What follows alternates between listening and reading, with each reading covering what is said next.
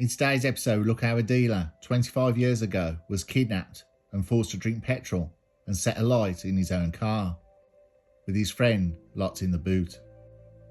Those involved with the murder intent, it would never be solved, breaking into the garage where the burnt Ford Orion was kept by police and torching the whole garage. It would reveal a case involving police witness statements in the hands of criminals, evidence missing, and a revelation about the man in the boot.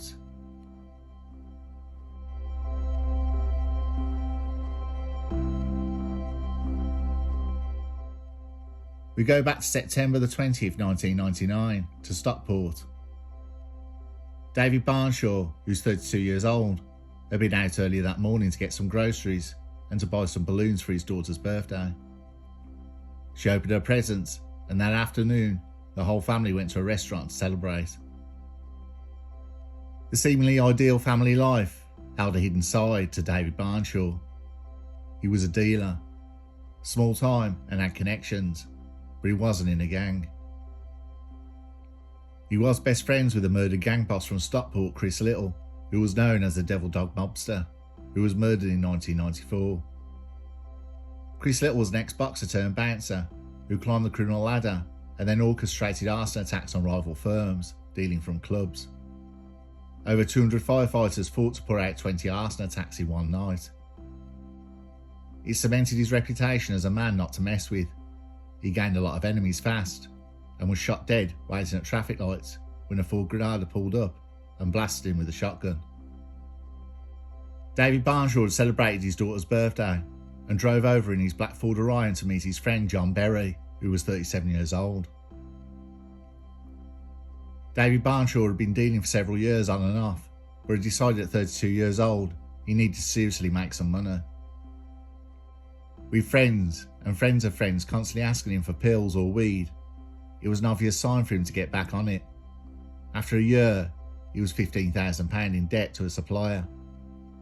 Instead of putting money aside, he spent it faster than he got it, though most of the money was spent clearing previous debts. With David Barnshaw's easygoing nature and no threat of him running off, he had managed to buy himself some time. He had just met a new contact and was on the verge of a deal to supply 100,000 ecstasy tablets. With this deal, it would pay off the supplier he has owed for several months.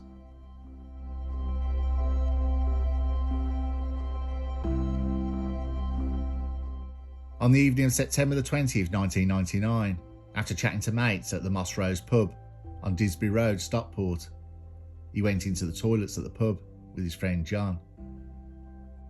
Waiting by the toilet door that was by the main entrance was a group of men. They ran in and pulled David Barnshaw and John out of the toilet and dragged them through the main entrance of the pub outside. Another car had pulled up right next to David's Ford Orion. David was thrown in the back seat of his own car. John was punched in the face, which dropped him to the floor. John had his arms cable tied and was thrown in the boot of David's car. The Ford Orion sped off, being followed by another car. John in the boot could not see the other car, but he heard it. The Ford Orion had two men in the front and one in the back seat with David. John had managed to free his hands in the boot and get his phone out of his pocket, and he dialed 999. He pleaded for help with the emergency operator, which was described as chilling. 40 seconds into the call, David Barnshaw can be heard in the background pleading for his life as he is beaten in the back of the car. John's voice on the recording starts off quietly as he pleads with the emergency operator, but as he becomes more sure he's about to die, his voice becomes louder. At one point he says, "A load of lads, they threw me in the back of the car. Please just get the police to Moss Rose quick. They're killing us. Please, they're battering us. Please stop." As John pleads with the operator to get help, she tries to find out his location. He cries, "I don't know, I'm in the boot. I'm in the boot." John repeated the word please 53 times during the call, which lasted 3 minutes and 10 seconds. By this time the car had pulled to a halt, with the car following, overtaking the Ford Orion and stopping.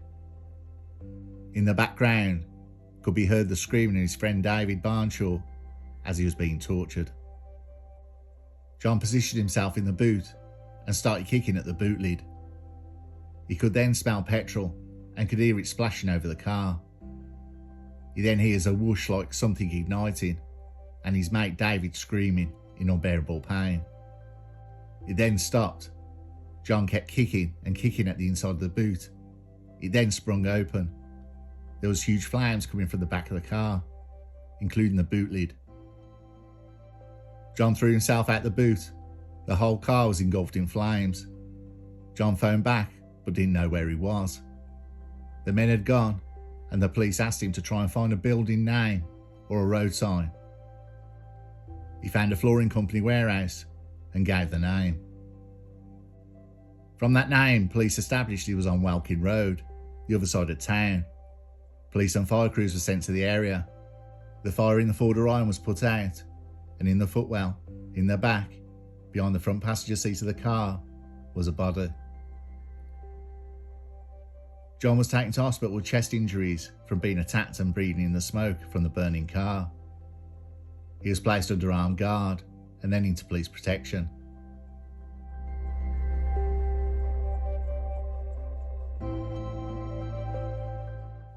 An autopsy would show David Barnshaw had petrol forced down his throat. It was found in his stomach and lungs. He had been doused in petrol and set alight. David Barnshaw killers had knew it would make front page news, a warning to others and a message to rivals. It was an horrific end. But somewhere, David Barnshaw had upset some very dangerous people.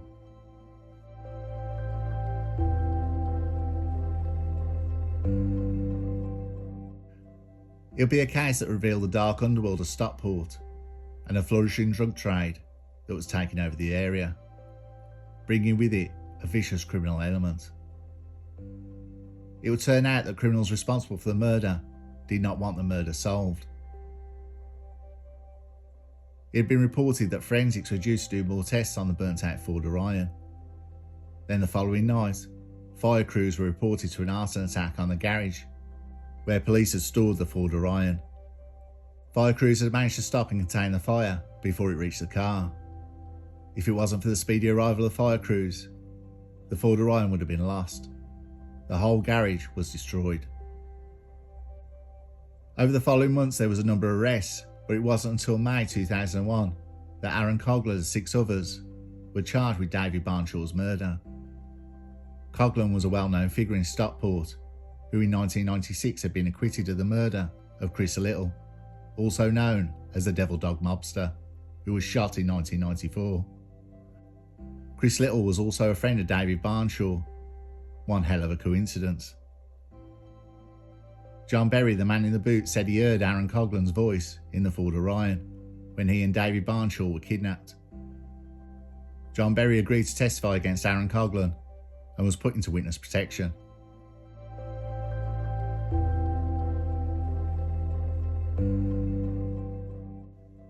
It would become one of Greater Manchester's biggest court trials. At Preston Crown Court, the trial would start and be brought to a halt twice after 2 juries were discharged for legal reasons. But eventually the trial would commence on November the 11th, 2002. The 7 accused were taken to Preston Crown Court in armed convoy. Police motorbikes had sectioned off roads. At court, metal detectors were set up, and police at the trial were armed with MP5 carbines. During the trial, it was brought to the court's attention that nobody else was sought after in the murder. The police just honed in on the 7 defendants and ignored the other leads. It was totally ignored by police that anybody but the defendants were responsible for the murder. The problem for police was there just wasn't one other possible suspect, but there were many others. A police informant, a man named Martin Crew, revealed Jeffrey Finlayson had been reported to police a few days before David Barnshaw was murdered. The informant had said he heard Jeffrey Finlayson was going to hand down a beating, and he was putting this into action over the next few days.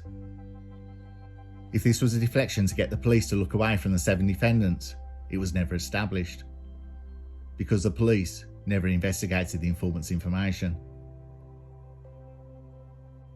Crucial police documents called Log 89, detailing other people who may have wanted David Barnshaw dead. The key intelligence documents which pointed to other suspects had disappeared and had been deliberately removed to conceal what the judge called an almost lack of action in connection with them. Then the prosecution's star witness John Berry, the man in the boot, admitted not only was he a drug dealer, but was and had been a registered police informant. Neither the prosecution nor the judge or the defence were aware of any of this. Senior detectives were summoned to court to explain the revelation. John Berry, the man in the boot, revealed to the court, "I was told what to say by police."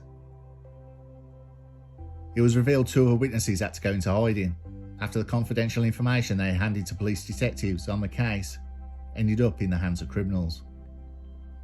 The witnesses were branded grasses and their lives put in danger. Police had to relocate them with substantial costs to the taxpayer and pay them £134,000 each in compensation. The court heard two other significant prosecution witnesses were Chris Gregory and Kevin Durr, both drug dealers. Chris Gregory claimed that Coughlin said that David Barnshaw had to go. Kevin Durr said that while in prison, Coughlin named David Barnshaw as someone he wanted killed.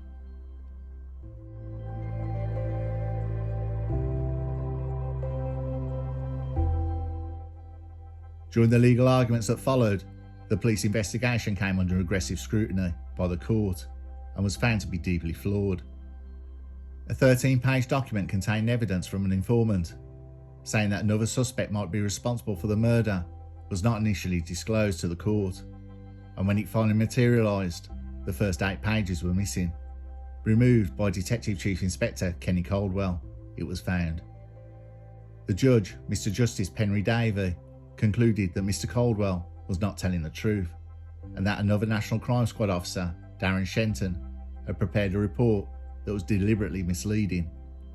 Officers had simply wanted to convict Mr Coughlin at any cost, the judge declared. In a dramatic turn, the judge halted the trial and acquitted the men. The suspects were cleared of all charges, and the trial judge, Mr Justice Penry Davey, said there had been a deliberate misconduct and grossly negligent conduct of senior members of the investigation team. The collapse of the trial cost £5 million.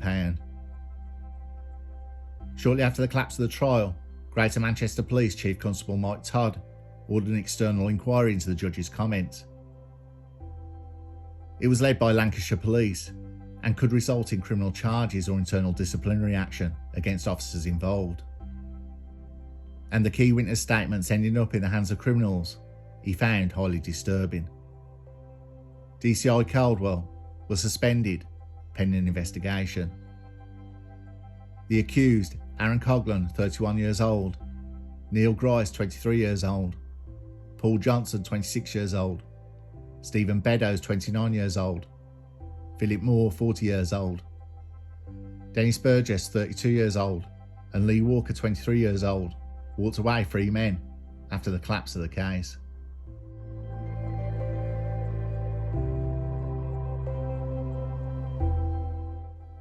Although they were investigated, none of the detectives were charged. There was insufficient evidence, according to the Crown Prosecution Service.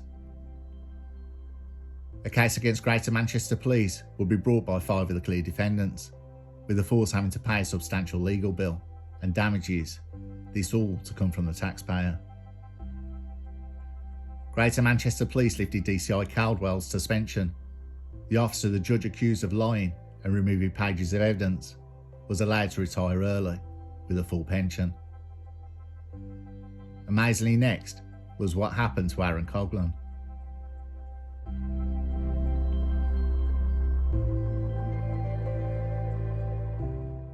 As we covered, this would be the second murder case that Aaron Coughlin was acquitted from, but it wouldn't be the last. In 2009, Aaron Coughlin was left fighting for his life after a frenzied stabbing attack in Stockport nightclub. Police linked it to the Cheetham Hill gangsters. Stephen Akinyemi, a criminal drug dealer and armed robber of Cheetham Hillbillies, was shot dead in Aaron Coughlin's home in 2010. He had asked Mr. Coghlan to mediate a dispute, but became violent. Stephen Akinyemi died after a fight with businessman Aaron Coghlan at his Cheshire mansion. An inquest heard how Mr. Coghlan was acting as a peacemaker in a row which involved a man called Philip Atkinson. They both had Porsches with the number plate Aki. Mr. Coghlan said that Mr. Akinyemi pulled a gun on him and that he went off during a struggle. At the time, Cheshire coroner Nicholas Reinberg ordered an open verdict, saying he had difficulty accepting Mr. Coghlan's version of events. It would be the third murder trial Aaron Coghlan was acquitted from, and one drug case in 2011, which also collapsed, having been held on remand in strange ways. The case against him alleged that he and others were at the top of a multi-million-pound cocaine smuggling ring. But at Liverpool Crown Court, the prosecutor Brian Cummins said, in the light of a lack of evidence and other developments, the prosecution no longer has enough evidence to proceed. Aaron Coghlan told the press the police had a vendetta against him.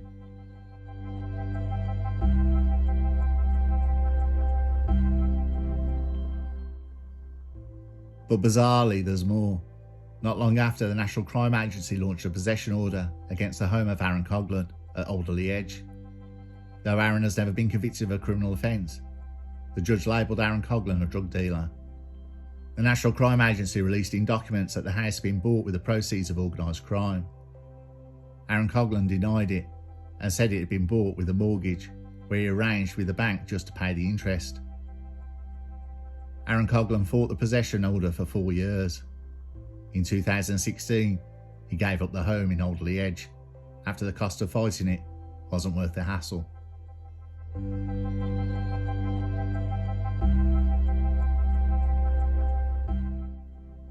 No one has ever been brought to justice for the murder of David Barnshaw, a case that's now 25 years old. A murder which stands out in how horrific and cruel it was, but also in the revelation of the police's incompetence and corruption. A reward of £50,000 is still available for information leading to the arrest and conviction of the murderers. This has been put up by cold case detectives who are still investigating the case. It would be a brave witness to come forward to claim the £50,000 reward. Would you risk your life and hand over information held by the police that could end up, as it has done already, in the hands of criminals?